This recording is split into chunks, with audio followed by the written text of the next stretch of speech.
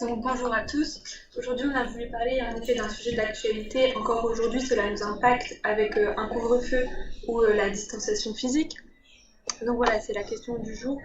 Comment recréer des liens sociaux malgré la distanciation sociale? Donc on a tous vécu un confinement total, on a tous vécu, enfin on est en train de vivre une distanciation physique au quotidien. Par exemple, voilà, le fait de respecter les 2 mètres de distance, c'est comme quand vous êtes sur une autoroute et que vous avez une Twingo devant vous. Voilà, un trait c'est danger, 2 traits c'est la sécurité. Avec la distanciation physique, c'est pareil. Un mètre de distance c'est danger et 2 mètres c'est la sécurité. On a aussi le concept de bulle sociale. Voilà, le fait de se réunir seulement à 6 personnes, ça a forcément un impact et ça, voilà, nos interactions sociales ont diminué. Donc tout ça, ça a entraîné de l'anxiété chez certaines personnes, ça a entraîné du stress, des troubles du sommeil et aussi on peut le voir chez les enfants des lacunes scolaires. Donc aujourd'hui, on va parler des impacts que ça a eu et des innovations parce que les personnes ont dû faire preuve de résilience, ont dû s'adapter. Donc voilà, on va vous parler de ces deux choses-là selon différentes catégories, les écoles, les étudiants, les entreprises et les personnes âgées. Je vais commencer par les écoles. Forcément, avec la fermeture des écoles il y a un peu moins d'un an, il y a eu une grande perturbation au niveau du système éducatif. On peut voir justement avec cette étude que donc c'est une étude menée sur les enseignants et 63% d'entre eux pensent que leurs élèves ont des lacunes qu'il faut combler. Donc là, on peut voir que forcément, la fermeture des écoles, ça a impacté les enfants et qu'il faut réagir. Donc, on a réagi avec forcément un retour à l'école qui était nécessaire. Oui, mais qui dit un retour à l'école dit des solutions, des innovations à mettre en place. Donc, ils ont été plutôt inventifs. Ils ont trouvé, par exemple, l'idée d'attacher un cerceau attaché à un chasuble. Donc ça, c'est à Marseille, ou encore en Chine, de faire porter aux enfants un chapeau avec de l'argent-oreille. Donc là, ils ont pu les customiser. C'est des façons assez ludiques de faire comprendre aux enfants de garder une distance, qu'il est nécessaire de garder une distance. Et voilà, c'est un peu un moyen assez ludique de leur faire comprendre ça. Dans la restauration, ils ont trouvé une autre idée. Donc ça, c'est en France, à Douai. C'est d'installer des claustras. C'est des parois en plexiglas de protection qui permettent de manger sereinement et avec le même nombre de personnes qu'avant le Covid. Donc voilà, c'est des solutions efficaces qui permettent d'affronter la situation actuelle plus sereinement. Je vais laisser la parole à Kelly qui va parler des étudiants. Donc dans un deuxième temps, on a en effet voulu parler des étudiants puisque les impacts et les solutions vont forcément être différentes de ce qu'on vient d'aborder.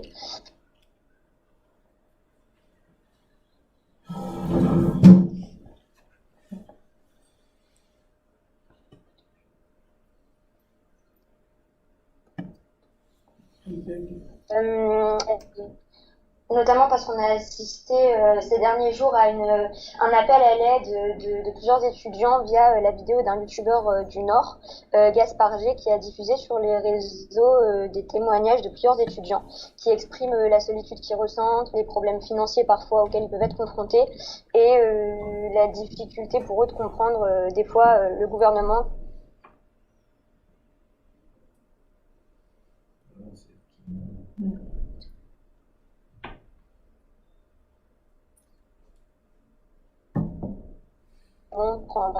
Le premier point, c'est une note de synthèse qui a été faite par les Nations Unies et qui montre que cet enseignement à distance aura des impacts sur l'éducation et le développement du capital humain des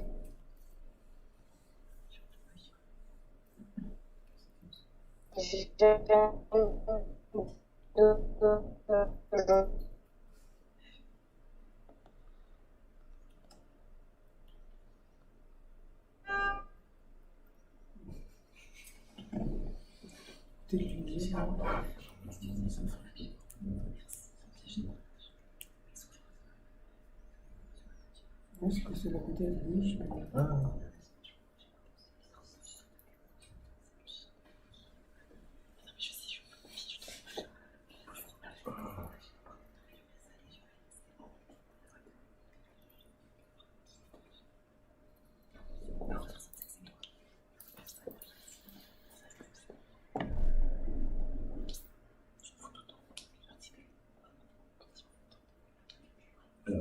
Hop.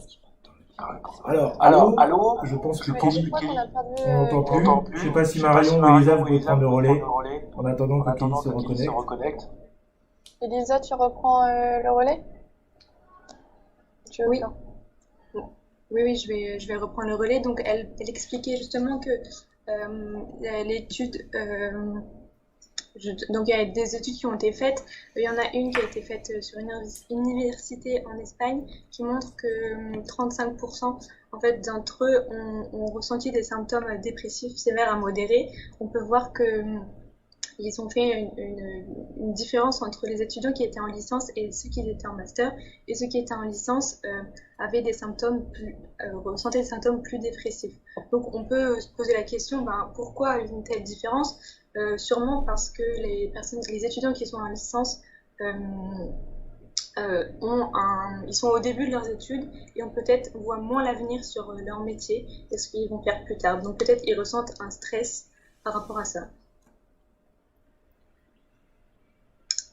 Pour parler des enjeux, donc ils ont justement les étudiants en fait et ils ont mis en place par exemple, des plateformes avec Zoom, avec Discord ils vont parler plus tard, mais voilà, on a dû mettre des choses en place, donc des plateformes d'apprentissage à distance en ligne parce qu'on a vu que certains étudiants pouvaient décrocher facilement. Donc ils ont dû mettre en place ça. On a vu aussi que le temps passé sur les écrans avait fortement augmenté. Donc voilà, forcément, on a moins d'interactions, on va moins dehors, donc on passe plus de temps sur le téléphone, sur les écrans. Donc on a vu le temps passé sur les écrans en nette augmentation. Et ce qui a aussi a eu un autre impact, c'est l'isolement. Parce que forcément, on accroît, avec l'isolement, peut-être on échange moins avec des personnes en physique. Donc on accroît le risque de troubles dépressifs et de répercussions et ça a une répercussion sur leur comportement et leur avenir. Donc ils ont eu des innovations et des solutions mises en place.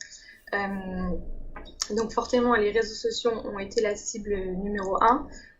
Pour 77% des 15-24 ans, les réseaux sociaux ont été utiles pour découvrir des nouvelles activités et loisirs.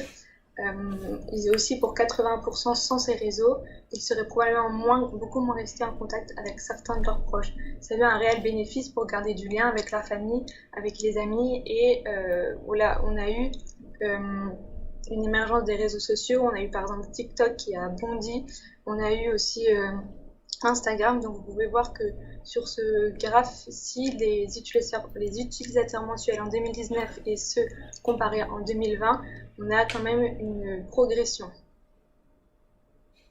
Donc les réseaux sociaux, en fait, ils ont servi de lien à justement recréer du lien.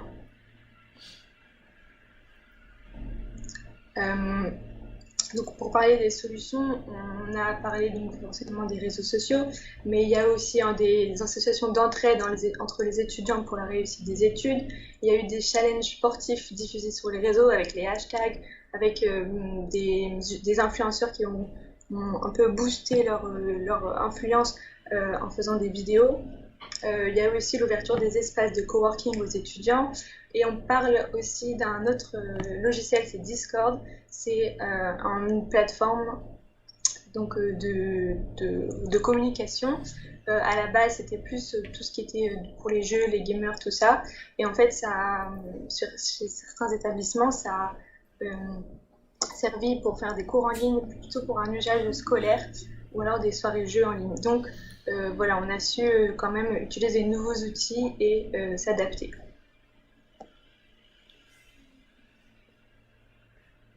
Donc du coup, maintenant, je vais parler de la distanciation sociale et physique en entreprise.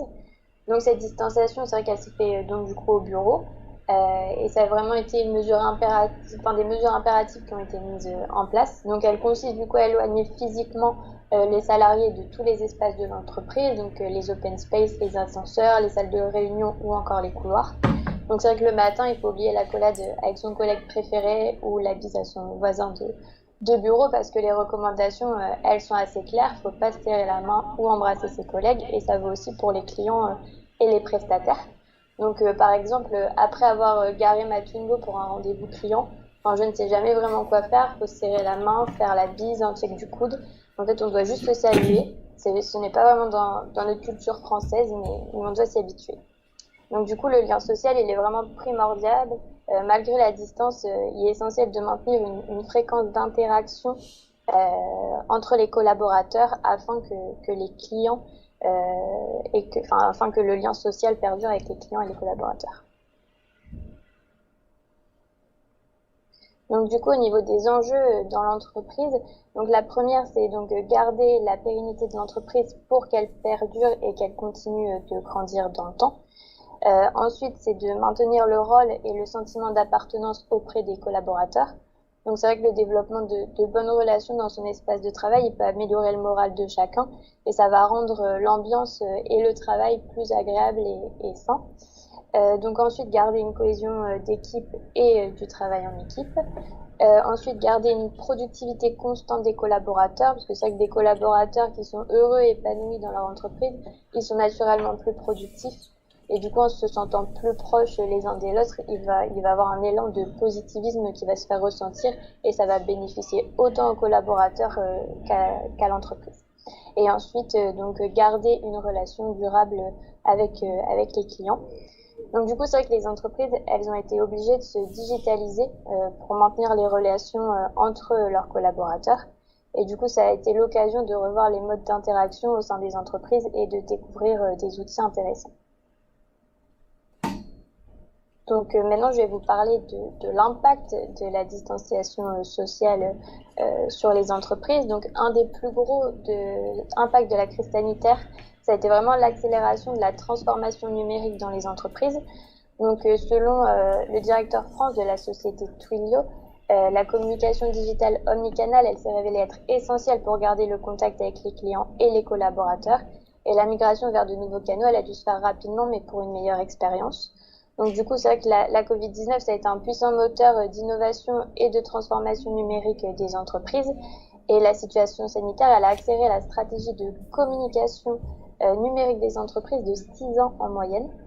Et selon une étude sur le plan mondial, il y a 87% des répondants qui ont affirmé que l'épidémie, elle avait précipité la transformation digitale de leur entreprise.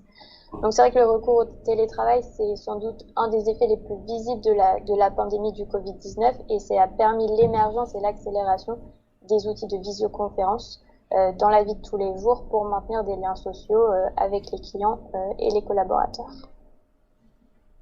Donc pour rebondir là-dessus, selon une étude menée par l'INSEE, en moyenne, un adulte passerait avant la pandémie 34 ans de sa vie à regarder des écrans, avec un peu plus de 4 heures par jour consacrées seulement aux écrans d'ordinateur.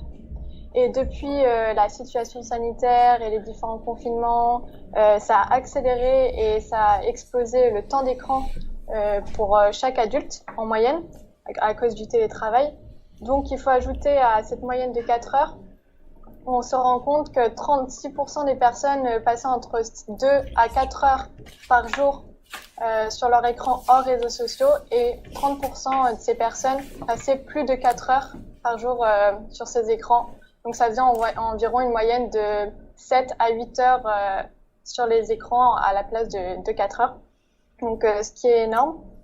Et pour cela, c'est aussi lié des outils numériques qui ont été mis en place dans les entreprises pour maintenir ce lien social, cette cohésion d'équipe, mais aussi avec les clients et les collaborateurs. Donc la part de marché de ces outils numériques, elle a bondi. Quand on parle des outils numériques, donc ça va être Zoom, Skype, Teams, Google Meet. On va retrouver un marché florissant et qui a pris part sur notre quotidien en général. Donc ici, on peut voir la croissance folle de Zoom, donc la plateforme de visioconférence. Donc depuis le début de la pandémie et avant, on peut voir une explosion de plus de 290 millions d'utilisateurs en même pas l'espace de 3 mois. Donc ce qui est énorme. Et aussi, on voit pour la plateforme, donc la formule payante, plus de 648 millions d'utilisateurs en même pas un an ont utilisé cette plateforme pour pouvoir prendre contact avec le télétravail, donc avec ses collègues, mais aussi côté familial et entre amis. pour toujours garder ce lien, ce contact qui est au final le lien le plus important, toujours quand même avoir un visuel par image, entre guillemets, même si c'est par écran, avoir un lien, une interaction entre tout le monde.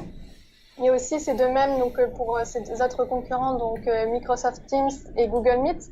On voit aussi une explosion, par exemple pour Google Teams, avec en un an, plus de 200 millions d'utilisateurs qui a bondi. Donc on voit depuis le début du premier confinement en mars dernier. Et pareil pour Google Meet, avec plus de 97 millions d'utilisateurs en même pas l'espace de 2 mois. Donc vraiment au moment de la pandémie, ça a explosé. Donc c'est une question qu'on peut se poser, c'est si un nouveau marché est en train de naître par rapport à la visioconférence. Et pour lier à ça, donc une innovation numérique pour garder un lien social a été mise en place.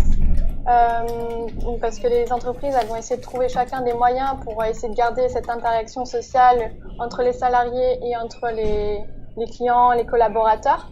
Donc c'est le cas par exemple de l'entreprise TCM, qui est une entreprise de coding donc qui crée des solutions numériques, donc des sites internet, des applications.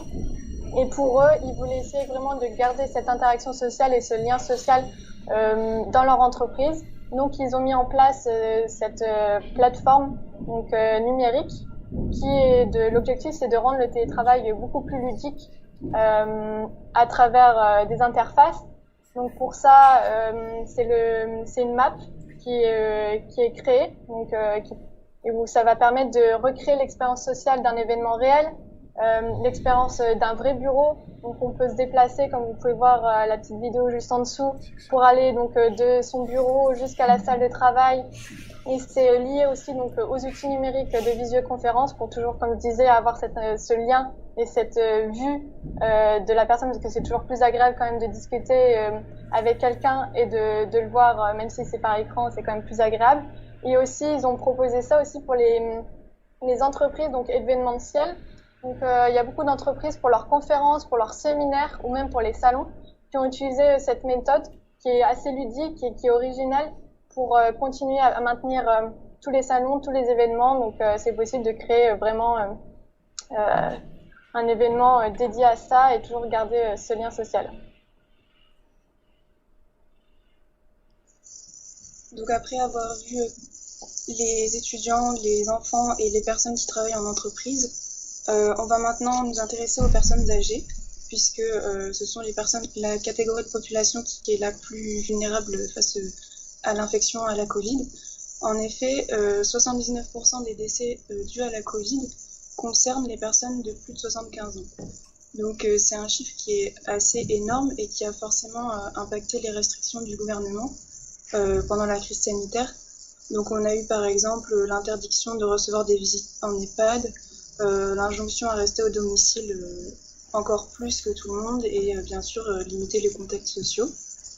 Donc toutes ces restrictions, elles ont fait qu'amplifier un isolement qui était déjà présent puisque, comme vous pouvez le voir, en 2019, 22% des personnes de plus de 60 ans étaient isolées de leur cercle familial, 28% de leur cercle amical, 21% de leurs voisins et plus de la moitié n'avaient aucun contact avec des réseaux associatifs. Donc ces chiffres sont des chiffres graves et qui sont aggravés par des facteurs d'autres que la crise sanitaire, comme par exemple la précarité, l'exclusion numérique, donc le fait que les personnes âgées, elles n'ont pas forcément les moyens ou les compétences pour utiliser des outils numériques, donc peu de communication par ces moyens-là.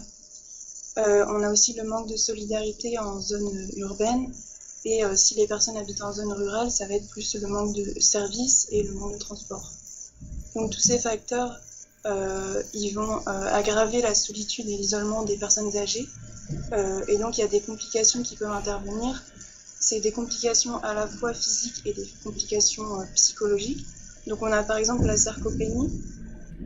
La sarcopénie, c'est le fait de perdre de la masse musculaire. Donc c'est dû au fait d'être trop sédentaire, de faire très peu de déplacements. Le retard de prise en charge des pathologies, donc par exemple si les personnes sont fort isolées, elles ont peu de ressources pour diagnostiquer ou traiter leur maladie.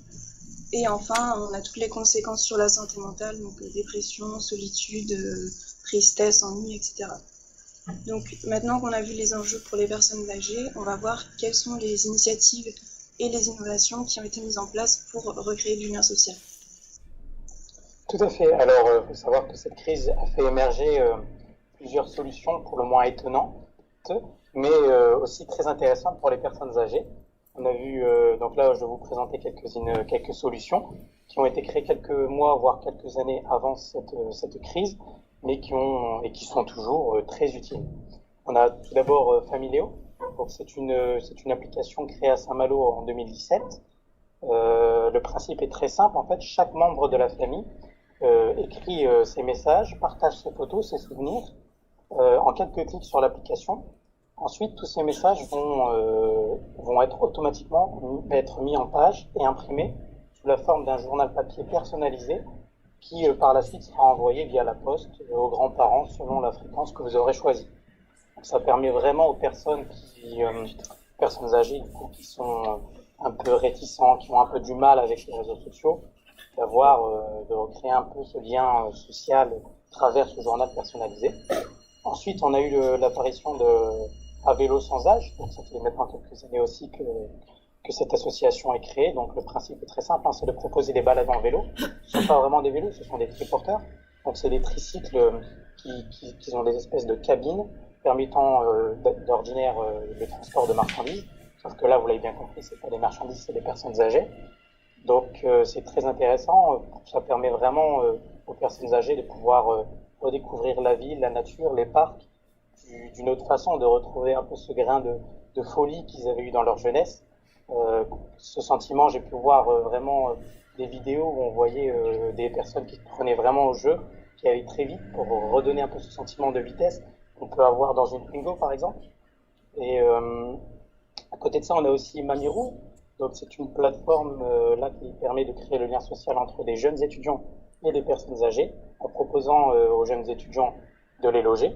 Car on sait aujourd'hui, notamment avec la crise, les jeunes ont de plus en plus du mal à se loger, à avoir les ressources financières nécessaires à leur logement. Donc c'est très intéressant cette plateforme. Bien sûr, ça comprend tout ce qui est les mesures, les gestes barrières, port du masque à la maison obligatoire, ce genre de choses.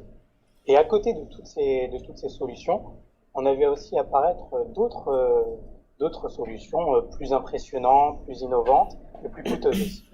On a vu par exemple l'apparition des robots de compagnie. Donc on a par exemple Paro, là, le petit phoque. Ces robots de compagnie sont déjà présents dans les EHPAD en France depuis plusieurs années déjà.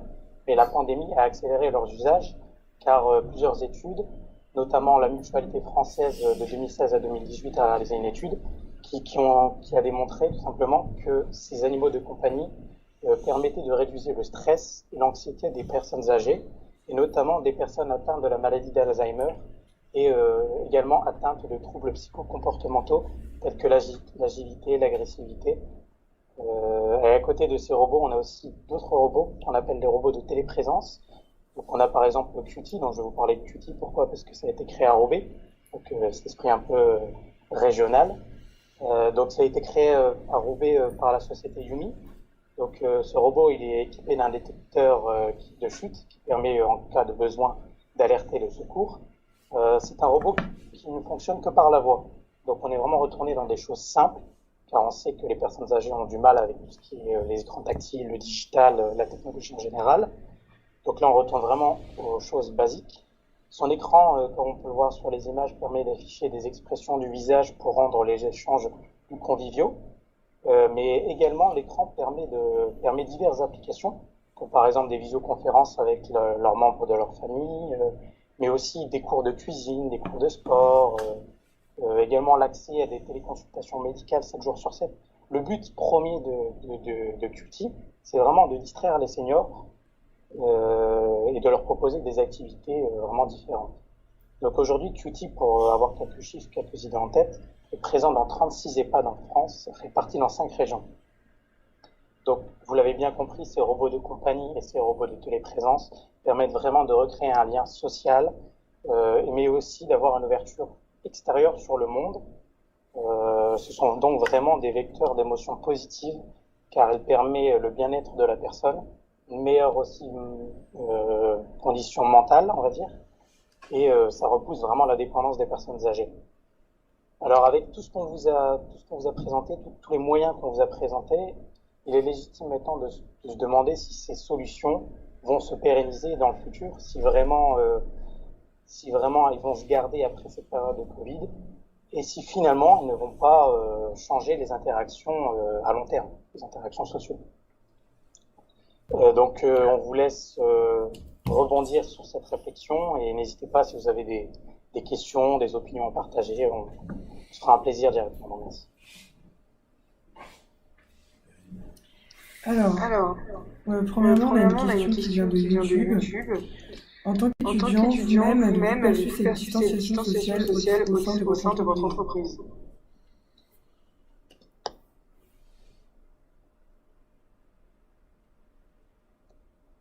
Je vais commencer. Moi, personnellement, non.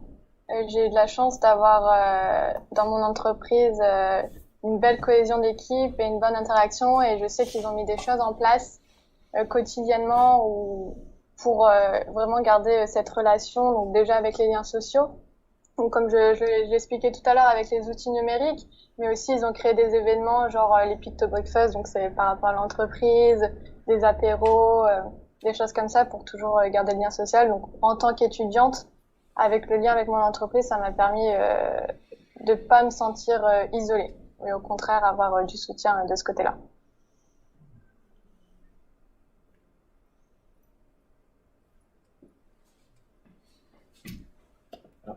Moi j'ai une question justement par rapport à la gestion de ces outils numériques en entreprise. À votre avis, finalement, c'est qui le plus dur, le manager ou l'employé?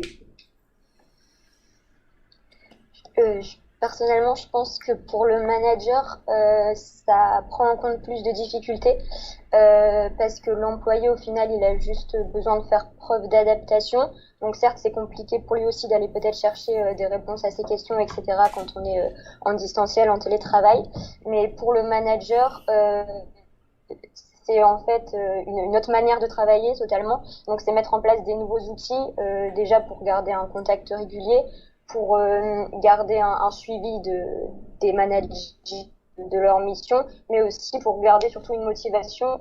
Il y a eu pas mal d'articles là-dessus qui montrent que la motivation à distance, c'est vraiment un sujet qui pose question pour les managers, parce que c'est une nouvelle manière en fait d'essayer de faire travailler les équipes ensemble et de garder un esprit de cohésion. Et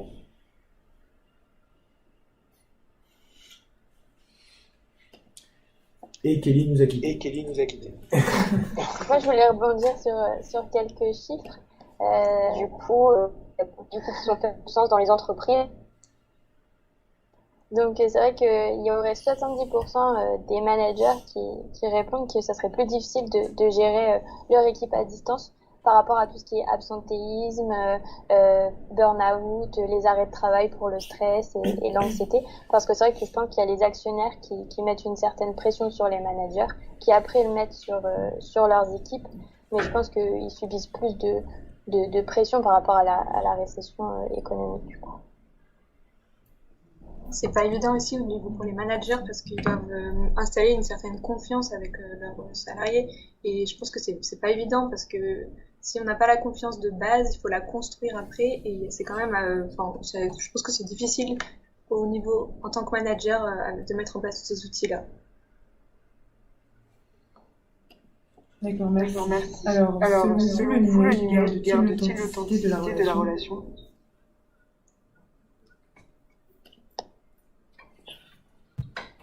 C'est la question qui est en train de se poser actuellement, c'est que non, enfin oui et non. Là, le numérique, il permet de garder toujours quand même ce lien social, parce qu'il y a toujours cette distanciation physique, mais rien de mieux de la réelle interaction en réel, face à face, parce que forcément, en visio, on peut paraître ce qu'on veut, on peut montrer ce qu'on veut, entre guillemets, il y a quand même une facette qui peut être cachée, alors qu'en réel, on peut vraiment interagir, voir les traits du visage, et même sans le masque, c'est quand même plus agréable. Donc ça aide, mais c'est vrai qu'à l'avenir, c'est la question qui peut se poser maintenant. Est-ce que ça va pas poser problème et ça va pas casser ce côté, le niveau d'interaction sociale? Voilà, il faut vraiment que ça soit quelque chose de complémentaire, en fait. Vraiment, ça doit être une aide en cas de besoin, comme dans cette crise, mais faut pas absolument que ça remplace les liens physiques, réels, nécessaires du coup au bon fonctionnement d'un être humain, à se sentir épanoui, à avoir ce sentiment d'appartenance dans une équipe. C'est très important. Moi j'ai une réaction par rapport à finalement ce marché que vous présentez, qui est exposé Zoom, Google, etc., Microsoft. Est-ce que toutes les startups qui aujourd'hui essaient de se mettre en place, est-ce qu'on n'est pas en train de finalement créer une bulle qui risque à un moment, avec des investissements aujourd'hui qui ont été très forts pour répondre à une crise sanitaire en urgence, finalement de dire que dans 2-3 ans, ces outils-là, oui, vont rester dans les entreprises, mais peut-être que les gens vont plus tourner aussi par stress après la crise, on ne peut plus de ces outils numériques, parce qu'on y a été forcé, on a été contraint de les utiliser. C'est pas un choix qu'on a fait. Et que finalement, on puisse avoir un rejet après quand il retourne à la normale, et qu'on soit à la fin sur des entreprises qui ont cru que ça allait pérenniser, et que finalement, ça va lâcher, et que chez lui, l'explose. C'est justement la question qu'on se pose, c'est de se dire que là, ça a été... heureusement qu'on a eu ces outils qui ont été mis en place pour garder le lien et recréer des liens malgré tout ça, mais est-ce que c'est pas la solution? Et est-ce que par la suite, certaines personnes ne vont pas se réfugier dans tout ce digital et du coup, est-ce que ça va pas faire l'effet inverse et casser les liens sociaux et casser les relations entre les gens, puisque le digital, malgré tout, ça reste des outils qui sont utiles en distanciel, et c'est légitime de se demander est-ce que on a eu une forte accélération, mais est-ce que ça n'a pas été trop vite, et est-ce qu'on sera capable par la suite de faire avec et de savoir revenir un petit peu à nos habitudes d'avant et de recréer des liens sans utiliser tout ça. Et pour rebondir aussi, ça va peut-être quand même rester parce que grâce à ça, le télétravail, l'utilisation du télétravail a augmenté, et il y a des études qui prouvent que maintenant il y a beaucoup de salariés qui voudront continuer quand même le télétravail, pas à 100%, mais 2-3 jours par semaine ou de temps en temps. Donc ces outils seront sûrement toujours utilisés, et aussi ça montre que pour les personnes qui travaillent à l'étranger par exemple et qui veulent garder le lien donc avec leurs collègues mais aussi leur famille, ils se sont rendus compte que quand même c'était un moyen plus facile. Donc je pense quand même que ça va rester et ça va être adapté. La question de YouTube. Alors, une autre question de YouTube. Quelles sont les meilleures stratégies pour garder contact avec les étudiants que les écoles mettent en place? Alors du coup, pour les étudiants, comme on le montrait, il y a eu pas mal de choses qui ont été mises en place par les écoles, notamment de la visio. Donc on a vu via divers outils selon les préférences. Donc on a Teams, Zoom, etc. Il y a Discord qui a eu un gros boom aussi grâce à cette situation. Après, on voit quand même que tout ce qui se fait en visio, c'est difficile à travers un écran de garder la motivation, surtout dans des grosses promotions avec beaucoup d'étudiants où du coup il n'y a pas forcément autant d'interaction que dans des petits groupes d'études. Ce qui est important du coup, je pense, c'est de continuer à essayer de garder un lien direct personnellement avec chaque étudiant. Donc peut-être par du suivi, peut-être par des réunions en face à face avec un responsable de promotion, etc. Mais éviter du coup de faire de la généralité, de prendre tous les étudiants en cours. Je sais que c'est compliqué, c'est peut-être passer plus de temps, mais au final, je pense que c'est nécessaire parce qu'à cause de ça, il y en a beaucoup qui décrochent, on le voit. Donc c'est vraiment garder une interactivité avec des étudiants en personne, en tout seul en fait. C'est peut-être alterner entre justement des cours en visio et des cours à distance, mais garder les deux systèmes, mais faire une alternance entre les deux, parce que forcément, même en présentiel, faire des petits groupes, il faut garder quand même un lien physique. Je pense que c'est important quand même.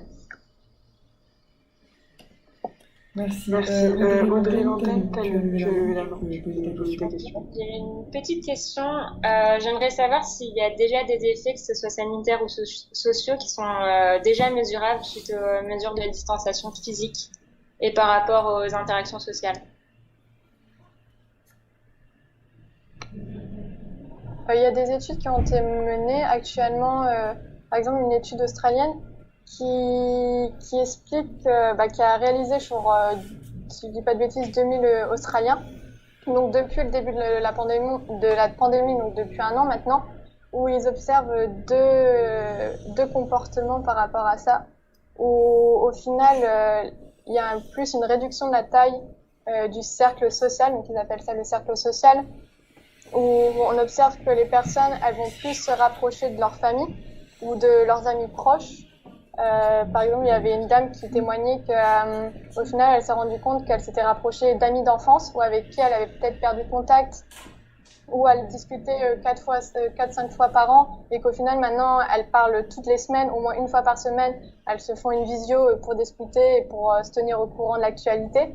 Et au contraire, ils se rendent compte que quand même, les petites interactions du quotidien, donc c'était une question qu'on se posait, juste aller dans un magasin ou discuter avec une vendeuse, où là la dame elle témoignait, c'est qu'elle participait dans une chorale et qu'au final ça lui manquait quand même les petites interactions, papotage à la fin de la chorale pour discuter là-dessus, et que ça c'est ce qui lui manquait le plus en ce moment et qui pouvait pas forcément être mis en place avec les outils de visioconférence. Pardon.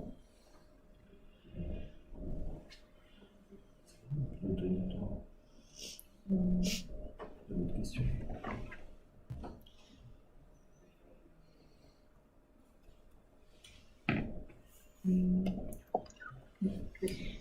Alors, avec la distanciation sociale, rapprochons-nous ou éloignons-nous de notre famille, de nos amis.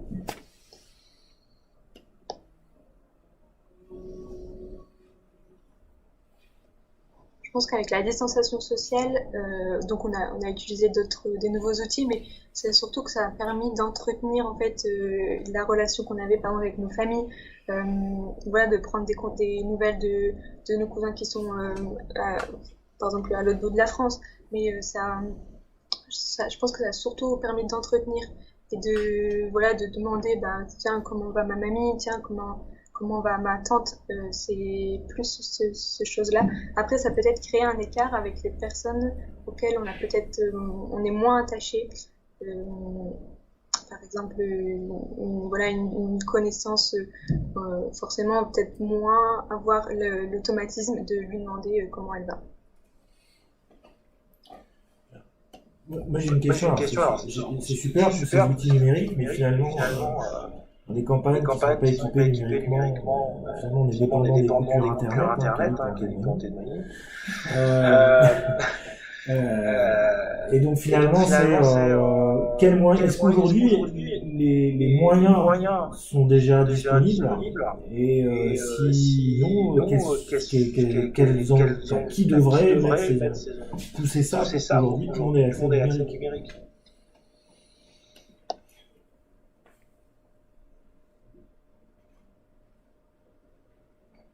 Alors c'est vrai que du coup, la situation elle a tendance à créer un écart avec les personnes en marge. On l'a vu notamment pour les étudiants.